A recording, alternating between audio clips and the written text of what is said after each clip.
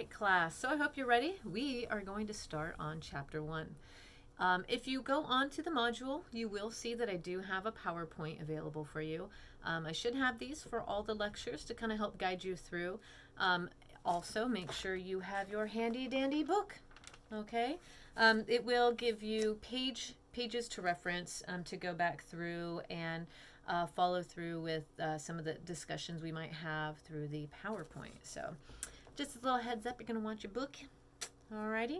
All right, so chapter 1, let's kind of really first start with understanding what is critical thinking. So that's what this class is about. All right, so critical thinking is the ability to apply learned ideas in a new context. Okay, the truest definition of what critical thinking is to figure out what you believe and why.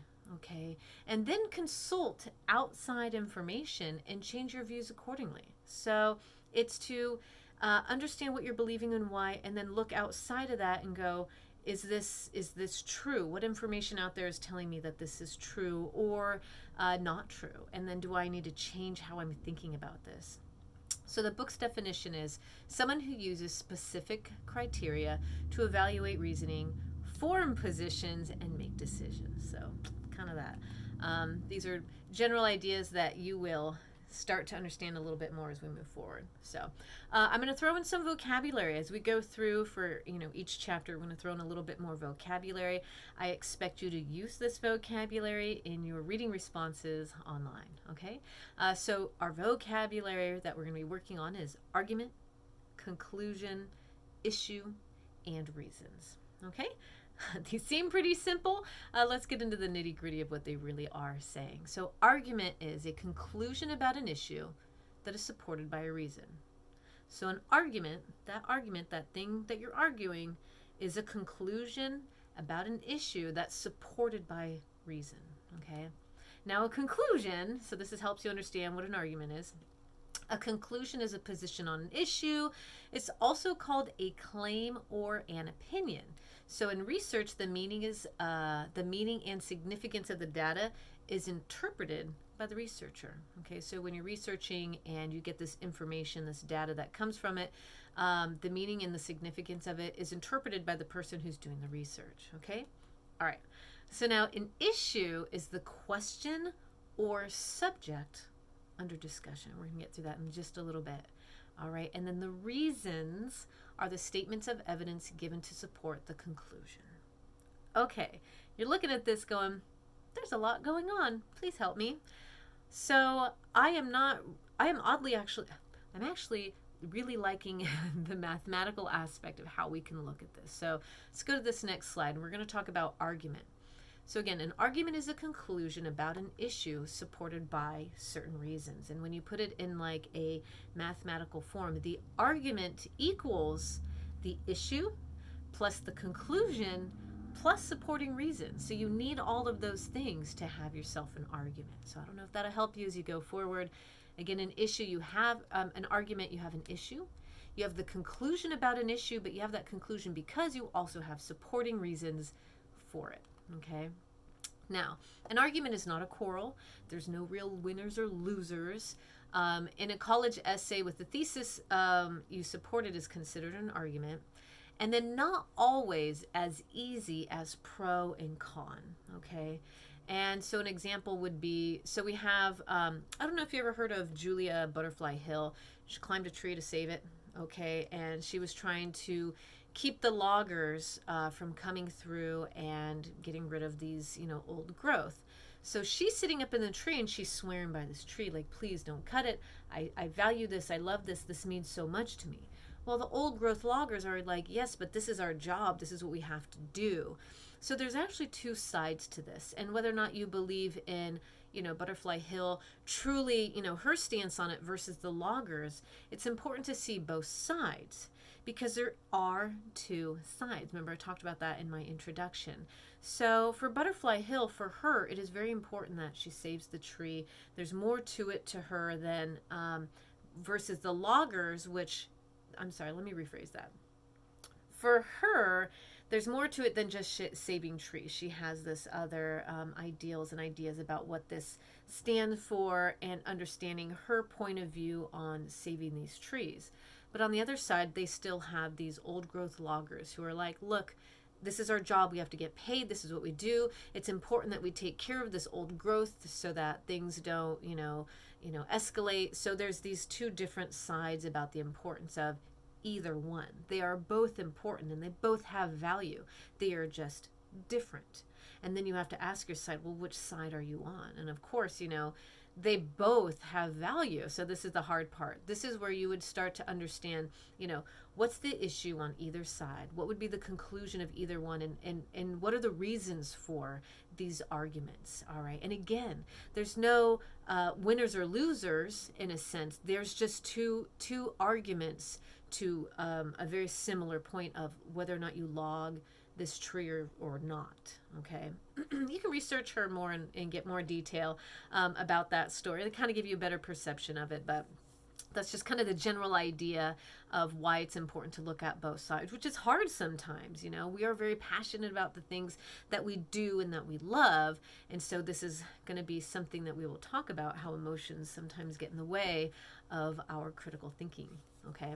All right. So next, an argument is a conclusion about an issue supported by certain reasons, right? So an opinion is a conclusion with no supporting reasons. Haha. We have arguments and we have opinions. Now the argument has those supporting reasons to say why. This is why. But an opinion does not. It's just an opinion. So an opinion equals an issue plus a conclusion, but with no supporting evidence. This is why opinions, I'm going to say, opinions are like assholes. Everybody has one, right? Okay, so I don't know why I really like that line. So it's fine. All right, everyone has an opinion. That's great. But an argument is more important because it has those reasonings behind it. Okay, and so when we're looking on social media, we're seeing all these arguments. Well, a lot of these are opinions, and there's no supporting evidence behind it. They just feel a way about a thing. It's okay to have an opinion, absolutely, but it is not an argument. All right. So an issue is what we're arguing about. It's the question that is being addressed. So it's best as a question, right? So an issue is best as a question. If we go to page 6, our little bookie-doo here, the first part is going to give you a couple different examples of issues, just some examples. So, should energy drinks be regulated? If you've ever had a bang, you might say yes. That's like cracking a can. Okay, so should air traffic controllers be given periodic drug tests? Sounds like a good idea. Should the minimum wage be raised, and are the salaries paid to professional athletes too high? Okay, so the issues here are, let's give some more. Is Alpo the best food for your dog? Okay, should you marry Taylor? All right, and should you subscribe to the Wall Street Journal? All right, so here's some issues that we have that we're going to be addressed. All right, so an idea here is understanding what these issues are. So it's the question or the subject that is under discussion. Okay, that's the issue. What is it we're really talking about? What's the issue here? All right, it must actually be debatable. You must actually be able to debate it on either side. All right, side note, we don't argue with kooks, okay? And kooks are, and I'm going to be honest with you, flat earthers. I'm sorry, if you believe that the earth is flat, I got some news for you. It's round, okay? Science proves it.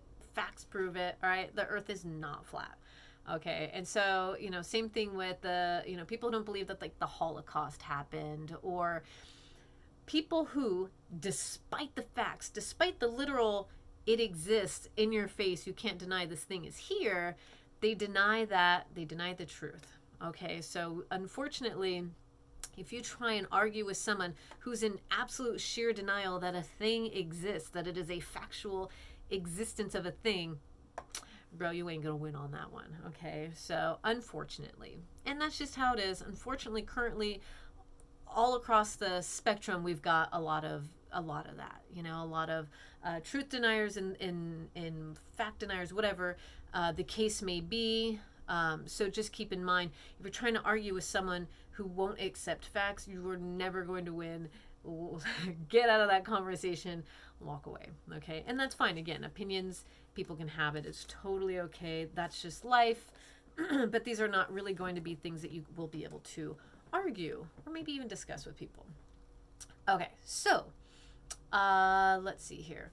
On 6, where are we at here? So, issue detection, okay, what is the issue, is a very useful understanding of ads. Remember, we're going to talk about ads later, and personal conquests.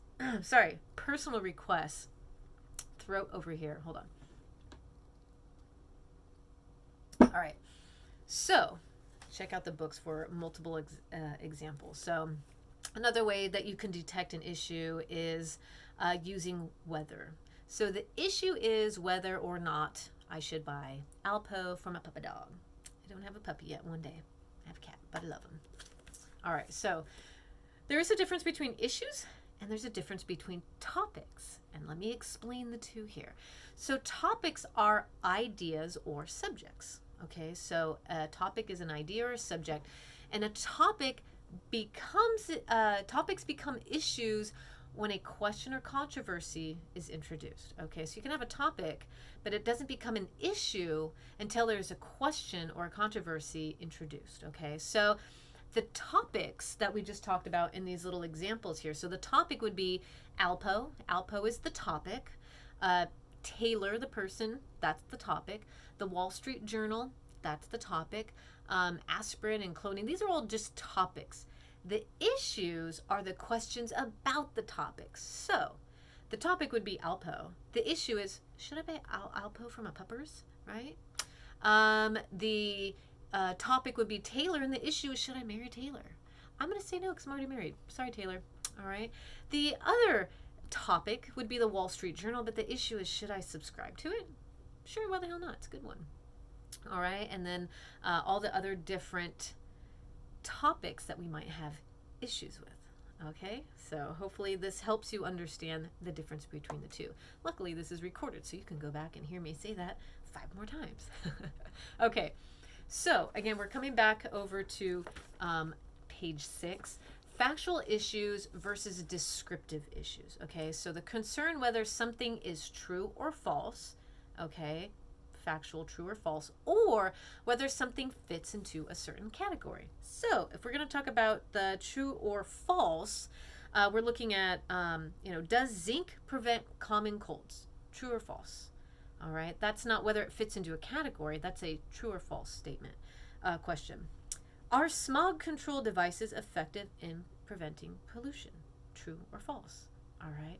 So this is where we have issues that we can decide on. Now, the next one we talk about is descriptive issues, and that's whether something falls into a category. So is digital photography, is the topic, digital photography, a fine art? Now, fine art is going to be the category, but the topic, again, is photography. The issue is, does it belong in fine art? Fine art is that descriptive category. All right. Is drug addiction a disease? Drug addiction is the topic. Is it a disease? Can we categorize it? That's the issue. Okay. And then is a platypus a mammal? Platypus is that topic.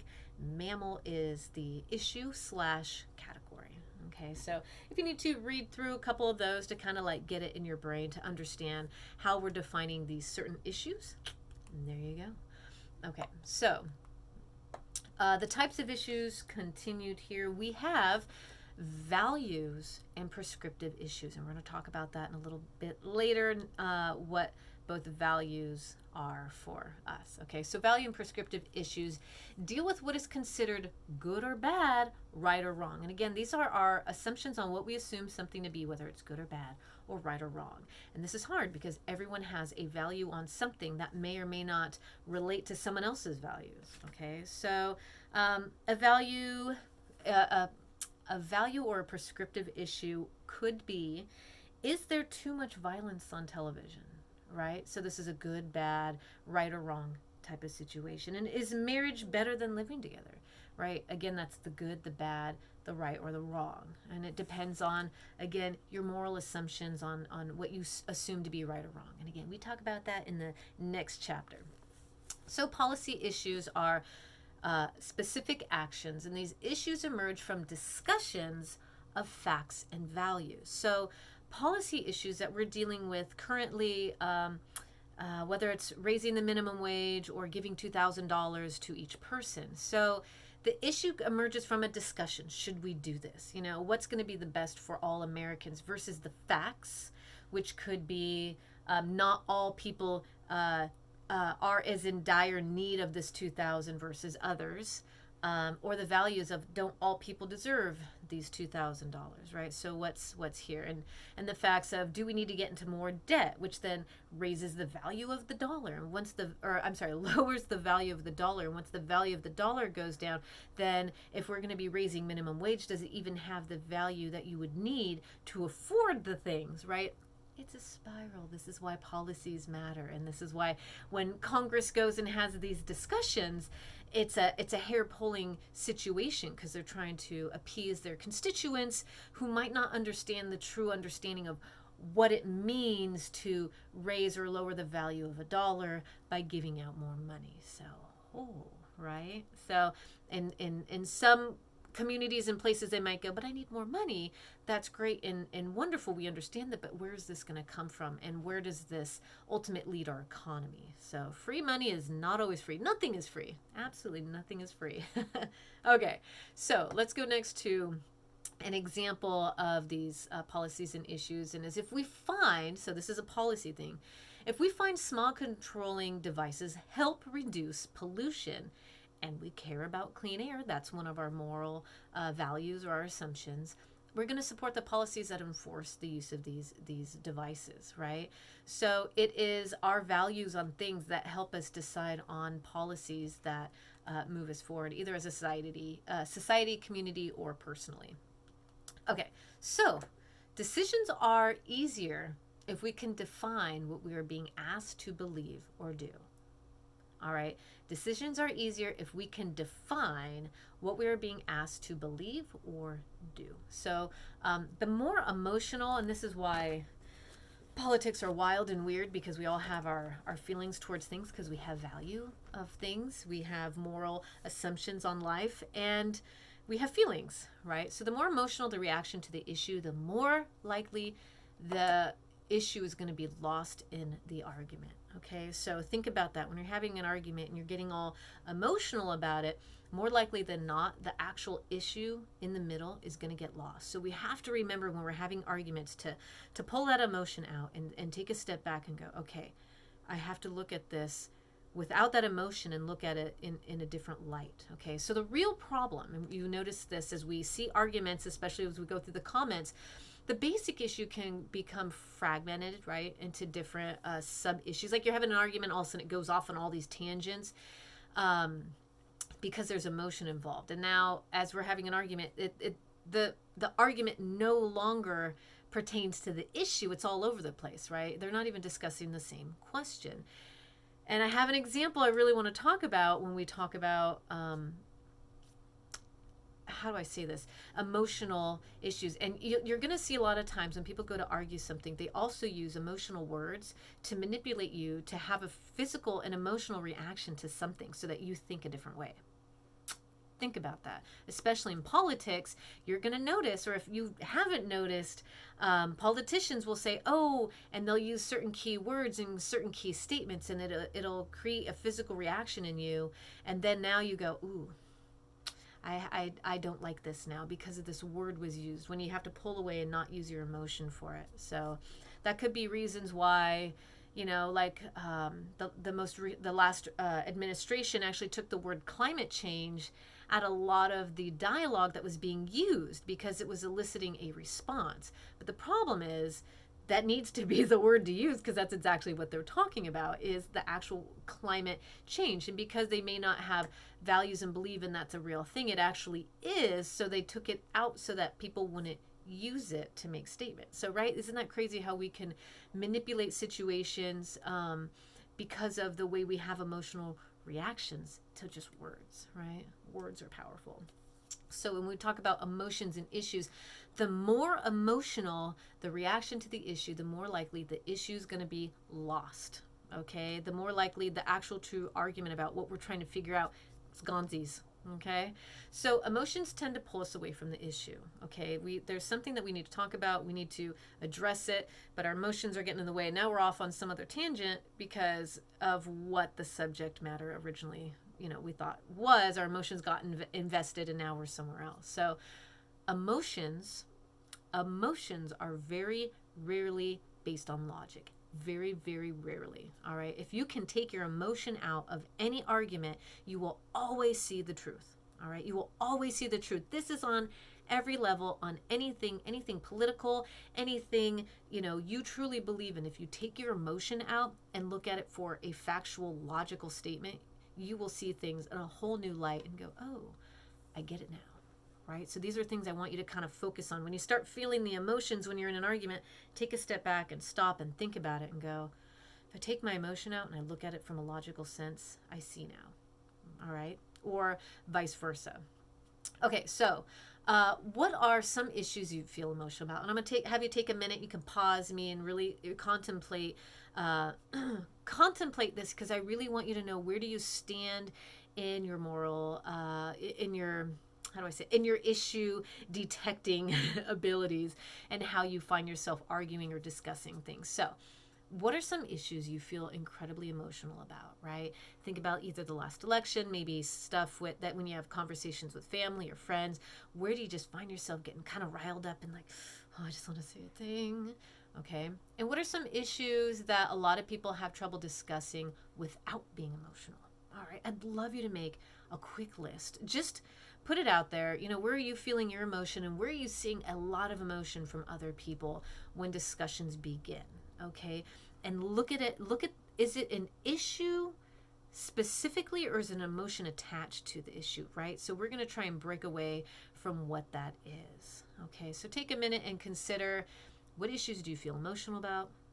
And what do you see a lot of people talking about without being emotional? And we will be truthful here and talk about the most current inauguration and political election, right? The election that just came through. And it is really hard for a lot of people not to be emotional when talking about it, right? But we have to remember, we're talking about politics. And with politics comes rules. We've got the Constitution. There's a lot of things that back up politics, and we have to be mindful of that. And it's really hard because we want to get really emotional. There was the guy with the horns that came through and was in the Congress chamber, and people were getting really mad. It was like, oh, he's demanding, as he's in jail, he's demanding organic food. Oh, they better not give it to him. And the judge said, yeah, he can. And a lot of people were so mad and emotional, but you got to stop and go, well, think about it. He is claiming to be a shaman. Okay, I don't understand his level of shaman, whatever it is, but that is a religious understanding and belief. Okay, so he's a shaman, and as a shaman, he has to have organic food. That is what he does. That is his religious belief. And while you're in jail, you have the right to your religious beliefs. All right. And so they were just going by the laws, by the Constitution, saying, you know what?